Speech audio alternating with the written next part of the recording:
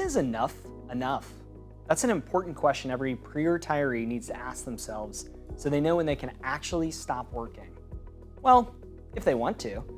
High achievers are known for pushing themselves, always setting that next goal to reach. They seem to know what they want and how to get it.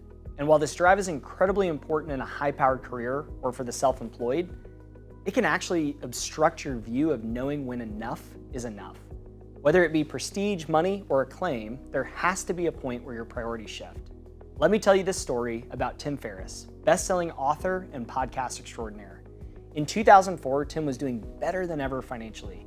His company Brain Quicken was taking off and could be found in a dozen countries. He was even planning to marry his longtime girlfriend. Life should have been fantastic for Tim, except for the fact his girlfriend left him due to workaholism. He had been burning the candle at both ends, working 15-hour days and running off caffeine. His girlfriend leaving was his wake-up call. As he started to journal, one question kept coming back to him. What would I want to do, have, and be if I had $10 million in the bank? What's my target monthly income? What he was trying to figure out was how much money was enough to make sure his bills were paid, his lifestyle remained intact, and he had sufficient funds for the dream life he was pushing off until his third act.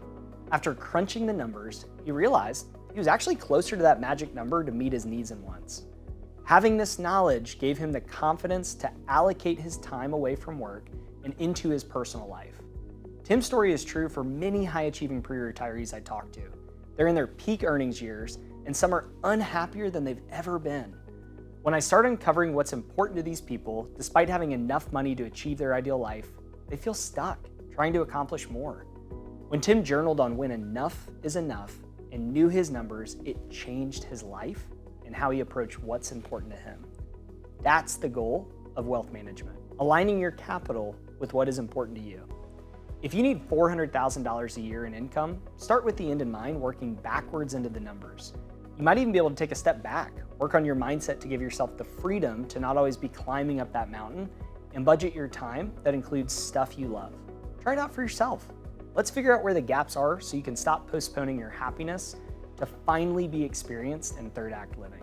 Today, this week, or this weekend, take some time like Tim did to journal, crunch the numbers, and discover when is enough enough.